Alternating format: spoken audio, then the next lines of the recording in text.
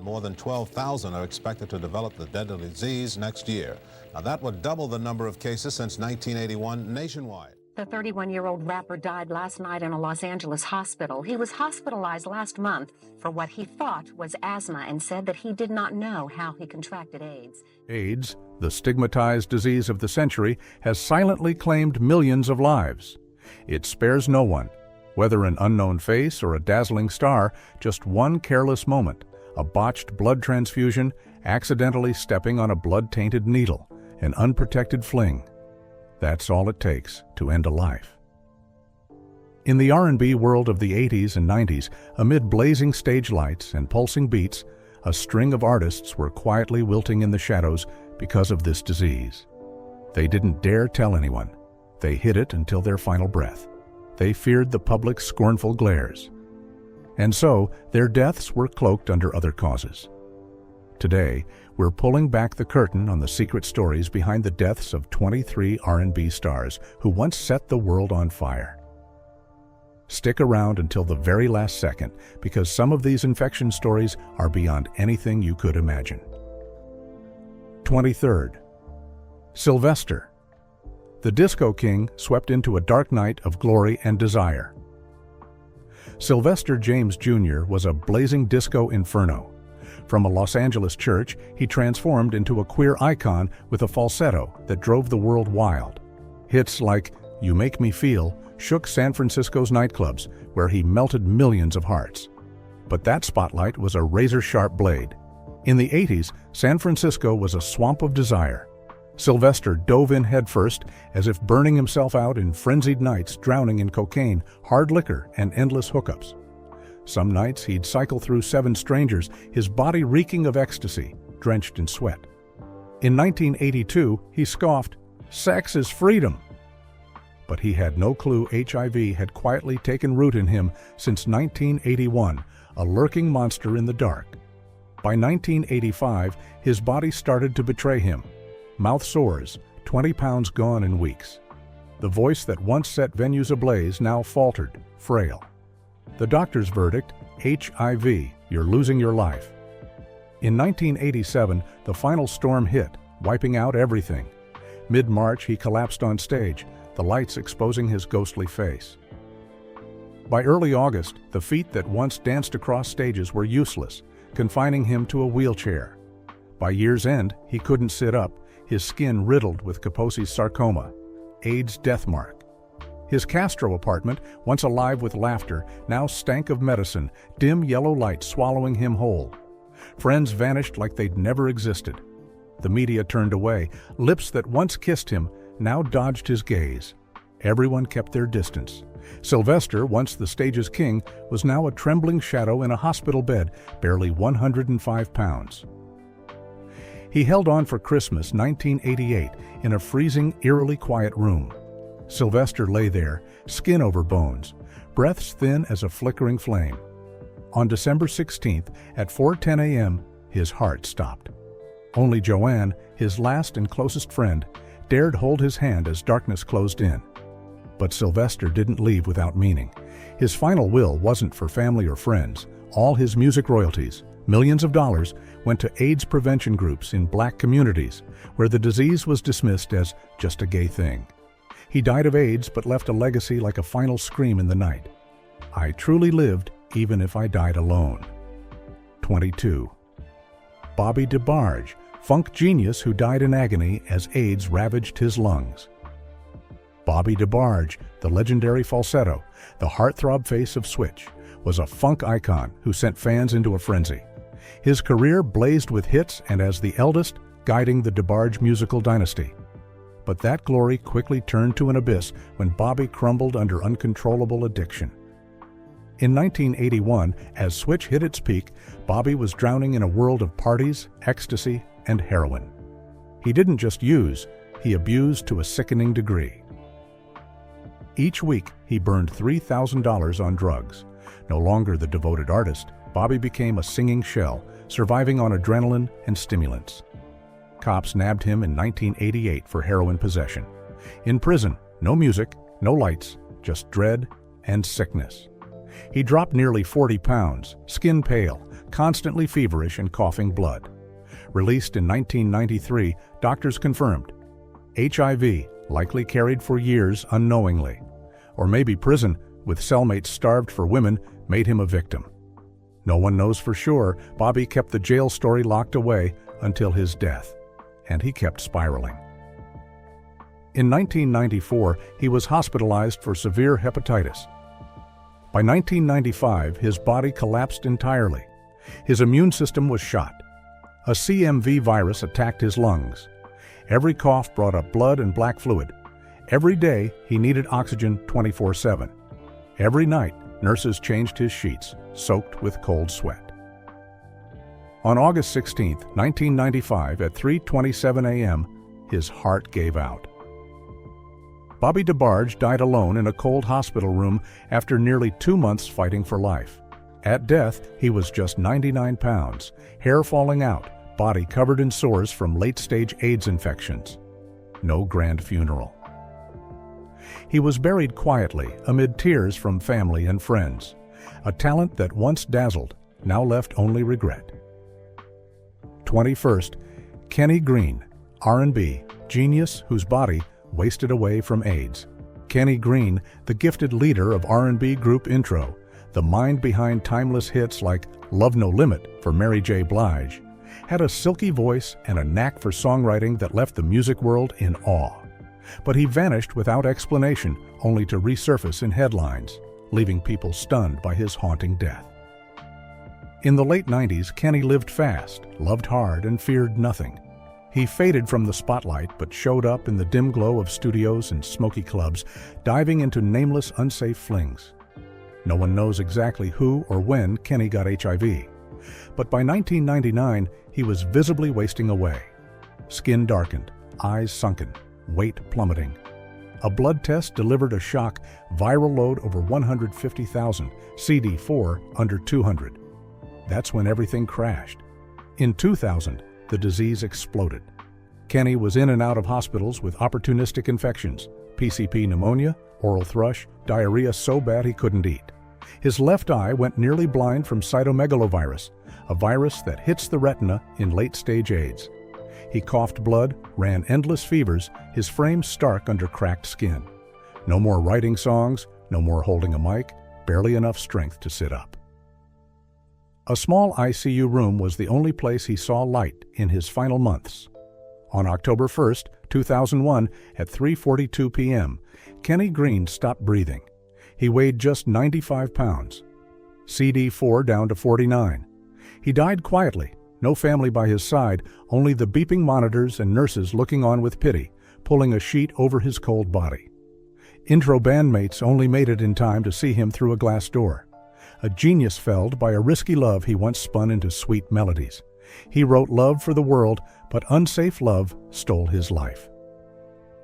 20. Ronnie Dyson, golden voice who died quietly amid heart failure from AIDS. Ronnie Dyson, a soul idol of the 70s, captivated America with his angelic voice and iconic songs. A star in the musical Hair, he conquered charts with Why Can't I Touch You? But behind the glamour, temptation, and passion dragged him into an abyss no one saw coming. By 1983, Ronnie Dyson's career was fading. After a string of smash hits, gigs dried up, contracts canceled, stage lights dimmed. He left New York for Philadelphia to escape fame's harsh edge. But there, his life unraveled. A tiny apartment in a rough neighborhood, lonely and cold. He turned to heroin, the only thing that dulled the world's forgetfulness. Dark days with unsterilized needles and addict friends left him careless about the future. In 1985, a brutal cough lingered from winter, laced with blood. Doctors delivered the grim news. HIV positive, with signs of severe lung infection. Dyson couldn't accept it, but he had no strength to fight. No insurance, no money for treatment, no family nearby.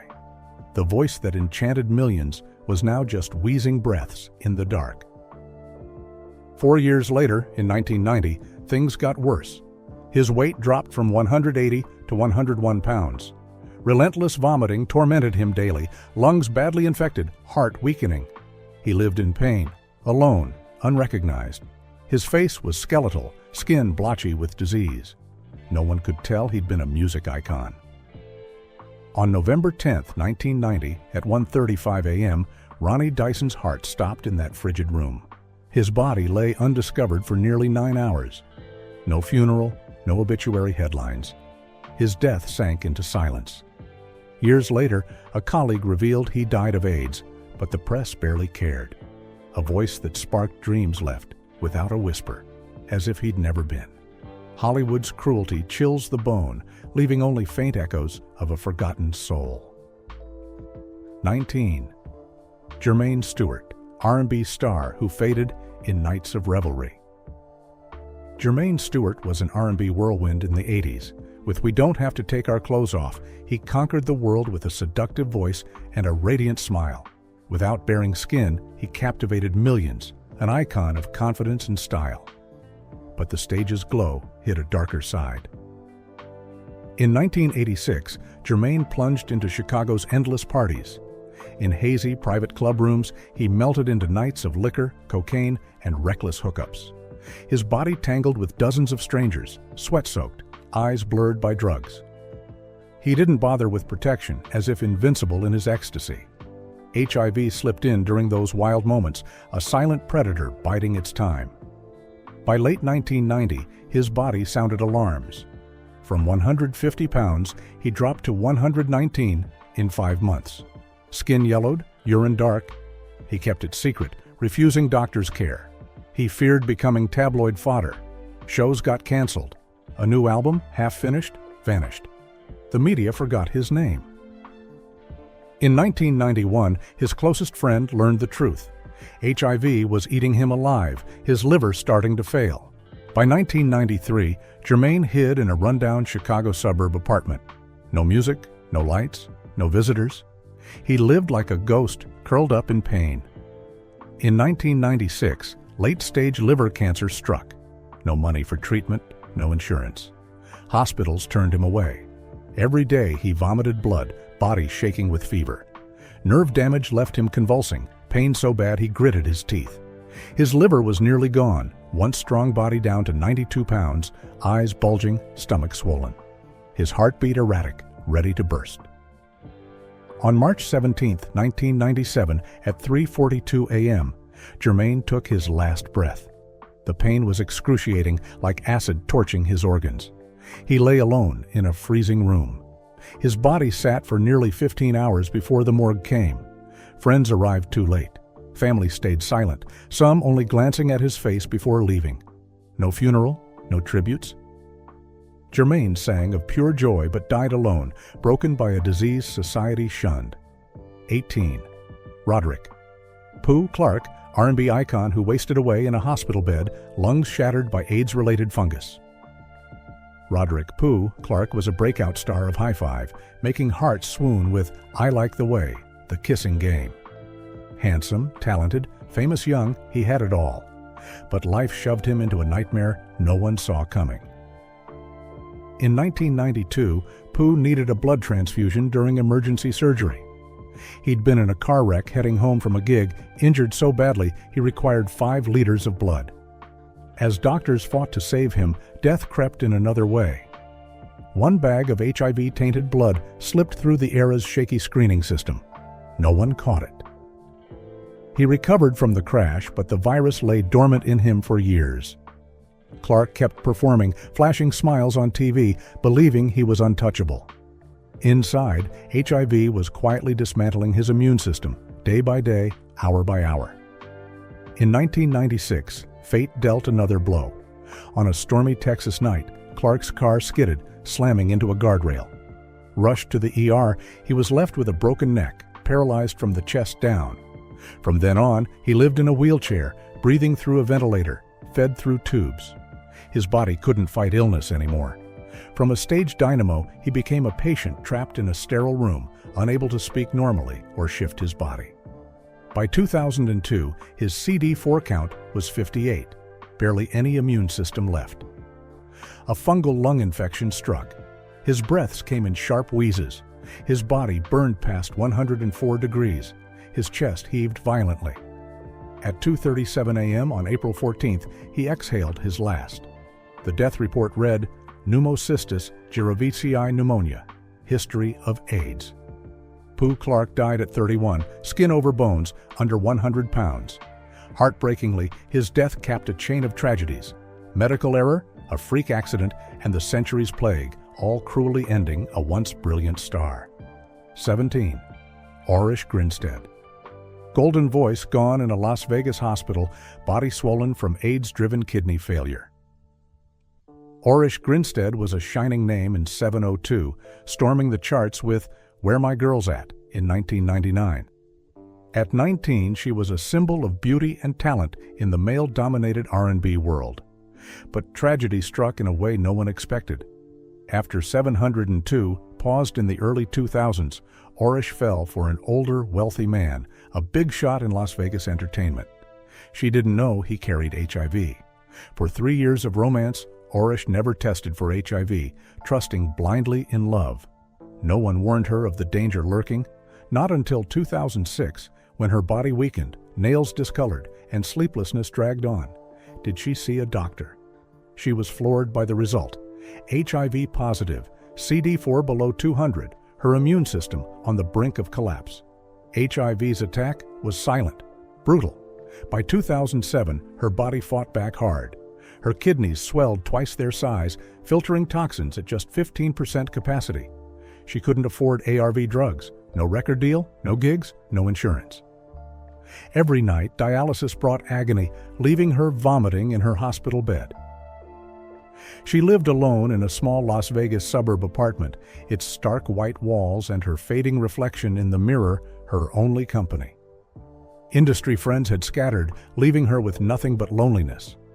On April 20th, 2008, in the ICU, Orish seized at 5:12 a.m. Her lungs filled with fluid, blood pressure crashing. Doctors tried shocking her heart 3 times. No use. She passed at not even 30, body bloated, eyes wide as if refusing to believe she'd lost so soon. Orish Ginstead's tragic death came from misplaced trust, lack of medicine, and a world that turned its back on a talent silently crying for help. 16. Willie Beaver Hail, soul music soul, dead silently. In a room without a note. Willie Beaver Hail was a legend behind soul's sweetest guitar riffs. His fingers danced across strings for Curtis Mayfield, Millie Jackson, Betty Wright, leaving thousands spellbound. But offstage, no one knew he was battling a monster eating him from within. Moving to Los Angeles in the early 80s, Willie got sucked into a whirlwind of non-stop parties where whiskey, heroin, and cocaine blended into one. He was no longer the dreamy guitarist, but a needle-sharing addict, lost in delirium. That's when HIV found its way in, shot by shot, dragging him toward death without a hint of warning. A vibrant life turned into endless dark nights. In 1986, the disease showed its face. Willie dropped over 40 pounds in 3 months. Red rashes bloomed on his skin, mouth sores festered, hair fell in clumps. But he couldn't tell anyone. He scraped by, clinging to life with gigs at small Venice beach bars. Some nights, post-show, he'd hack and spit blood. His body was failing, so he prayed music would stay with him until he couldn't hold his guitar. On August 27, 1987, nurses found him motionless in a hospital bed. At 92 pounds, his lungs were wrecked, immune system obliterated. He slipped away quietly.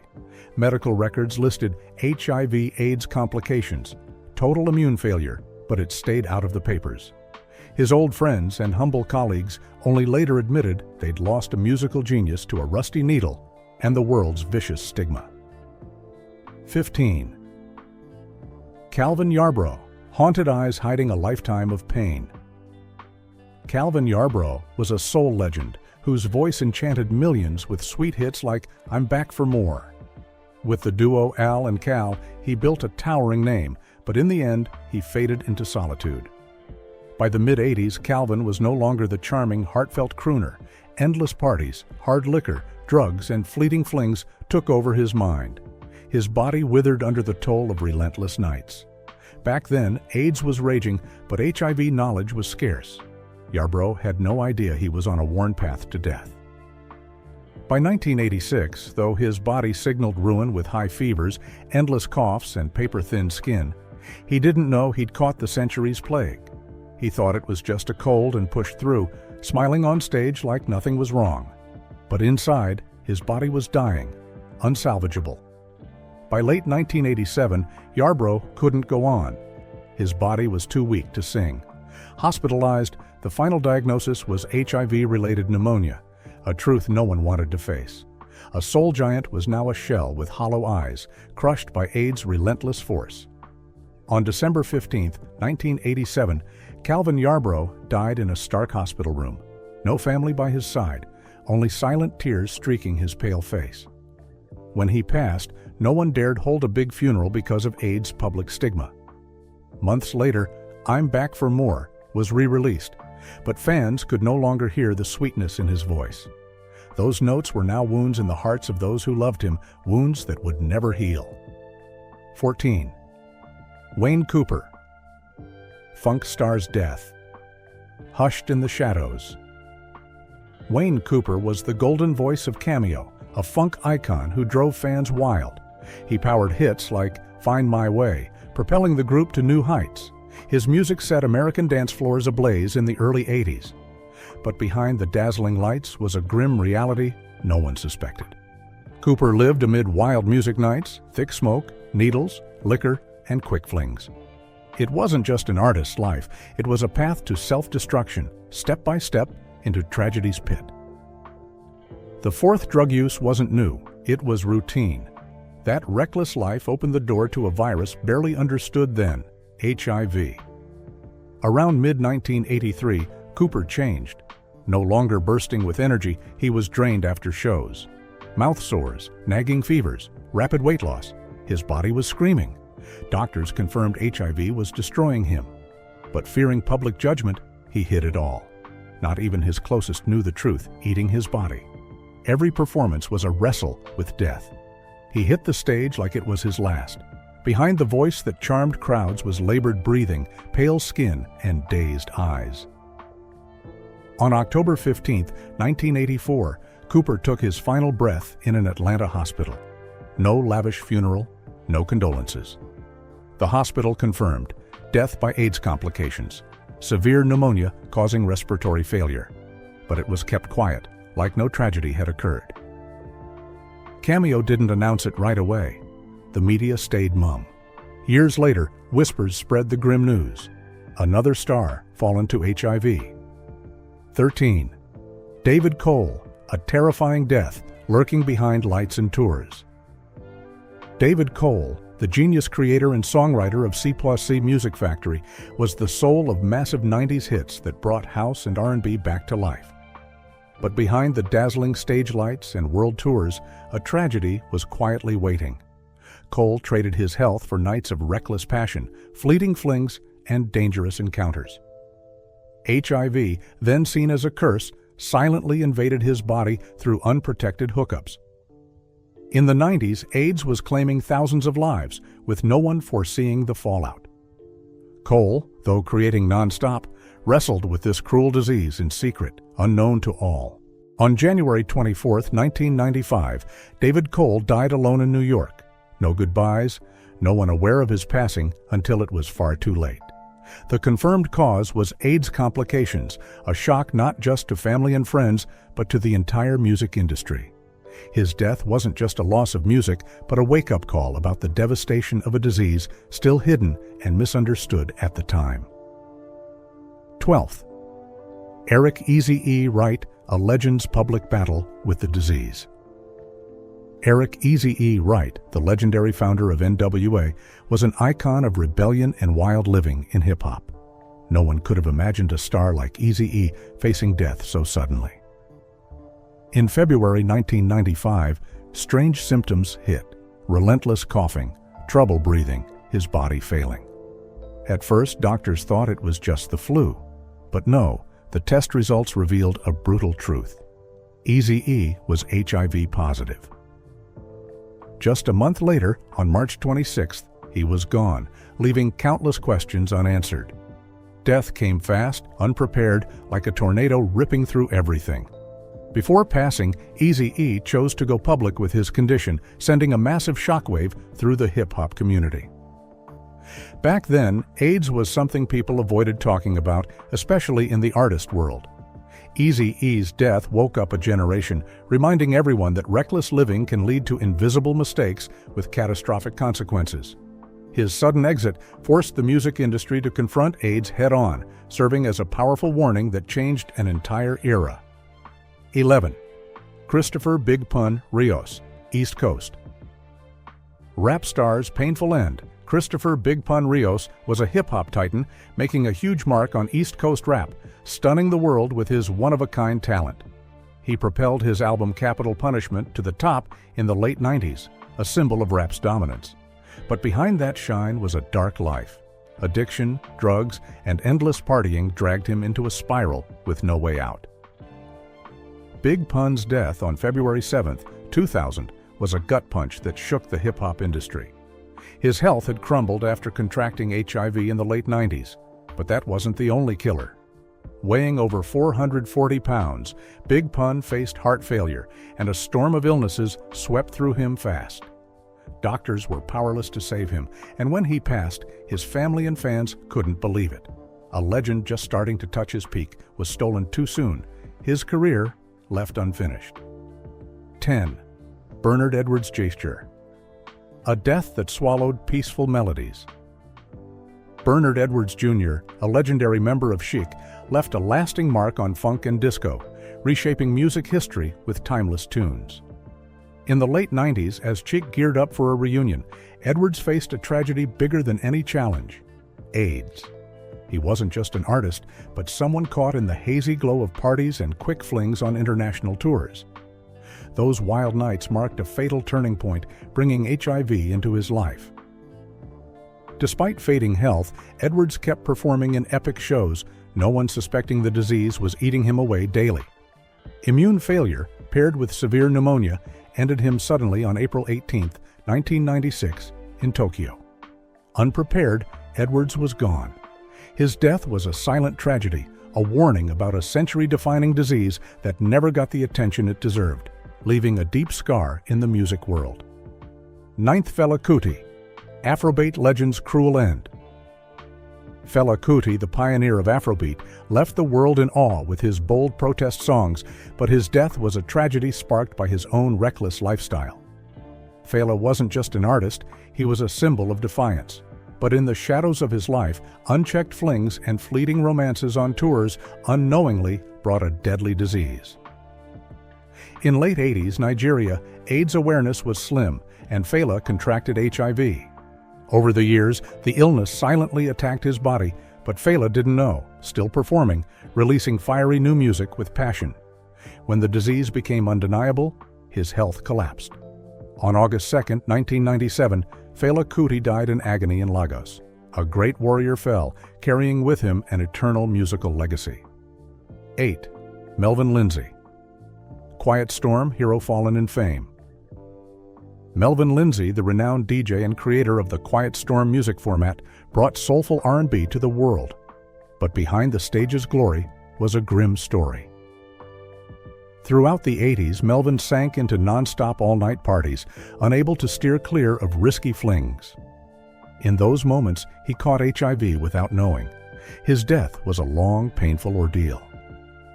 As the disease hit his body, Melvin wasted away to the point he didn't recognize himself, his frame frail, eyes empty. By March 26, 1992, he couldn't hold on any longer. He passed at 36, at the height of his career, leaving a regret that can't be erased. 7. Gil Scott-Heron. Revolutionary voice gone. Gil Scott-Heron, a protest music icon who reshaped hip-hop and neo-soul, passed away on May 27, 2011. Few knew his life was filled with hidden storms. Though he gave the world powerful songs like The Bottle and Home is Where the Hatred Is, he drowned in addiction's darkness. Years of self-destructive living pulled him to the edge of death. In 2011, he was hospitalized with severe pneumonia, but the real cause stayed a secret: AIDS.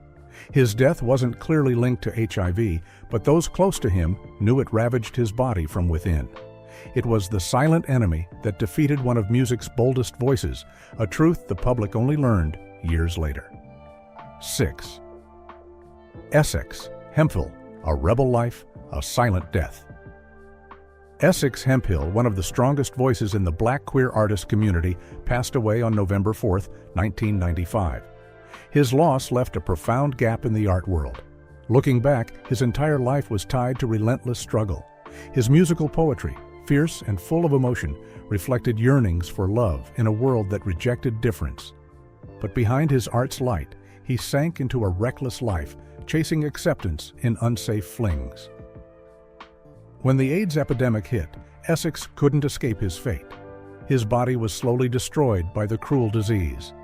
His artistic resilience couldn't stop his physical decline, and in 1995, he died quietly in Philadelphia. Unlike other artists, his death didn't make waves, no tributes, no calls for recognition. Painfully, he left in the silence of judging stares. 5. Frankie Knuckles. House music revolutionary's quiet end. Frankie Knuckles, the godfather of house music, a dance music legend, shaped a generation with hypnotic beats. From vibrant warehouse nights to building an immortal music empire, he soared. But at his peak, a horrific tragedy began quietly trailing him. His dazzling career and neon-lit nights hid flaws. Years of partying and unhealthy flings led to a battle he couldn't win: HIV. By 2014, diabetes complications, plus AIDS, had drained his health for years. On March 31st, he passed silently in Chicago. No grand farewell, just loved ones and the music scene, quietly mourning. 4. Marlon Riggs, a truth-facing artist's painful end. Marlon Riggs, a black queer filmmaker, was among the most gifted, dedicating his life to art and the fight for personal identity. He spent his life battling discrimination and breaking the silence on HIV in queer communities. That's why he boldly shared his HIV diagnosis in the 80s, when the disease was still seen as shameful. Pain crashed in, AIDS crumbling his body, but he never gave up.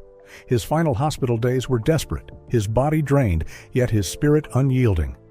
Sadly, his will couldn't defy fate. On April 5, 1994, when his body could fight no more, Marlon Riggs left this world. 3. Alvin Ailey.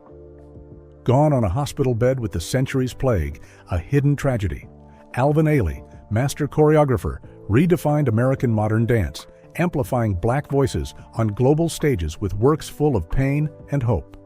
But offstage, a horrific truth was silently strangling him day by day. By late 1989, Ailey was exhausted, losing weight fast, bedridden in a New York hospital. No one was allowed to leak the cause to the press or public. Only nurses and doctors saw his trembling pain, pale skin, sunken eyes, each breath a struggle. He had AIDS, raging in the queer artist community. But his family announced blood disorder as the cause, a cover to dodge the era's AIDS stigma and shame. Yet backstage, rumors swirled, artists whispering of a hidden truth. He died on December 1, 1989, World AIDS Day.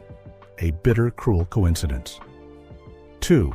Willie Ninja, ballroom legend's agonizing, lonely death from AIDS. Willie Ninja, an irreplaceable ballroom icon, brought voguing from the streets to global stages. But on September 2, 2006, in New York, Willie Ninja took his final breath in silence. No lights, no music, no one by his side. AIDS crushed his body like a decade-long death sentence. The cause: unsafe queer relationships many artists fell into back then. From the late 90s, he began to weaken but hid it, keeping his proud strut.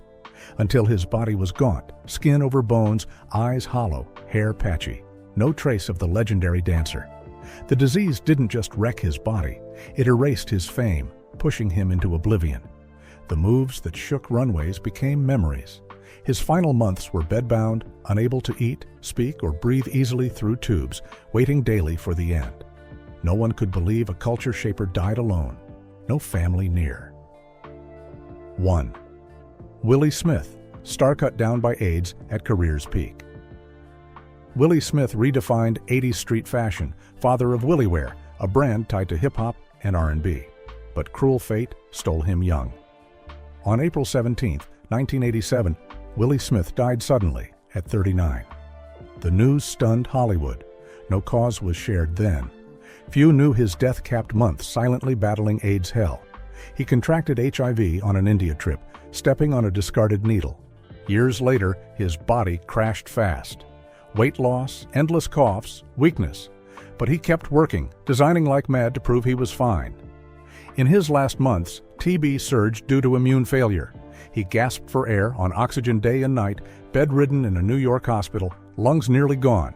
No runway, no lights, just life support beeps and a body AIDS left unrecognizable. At death, he was under 88 pounds. The sterile white room was ice cold, no family's warmth. Willie Smith left alone with a radiant legacy and a death haunting for a reason no one foresaw. See?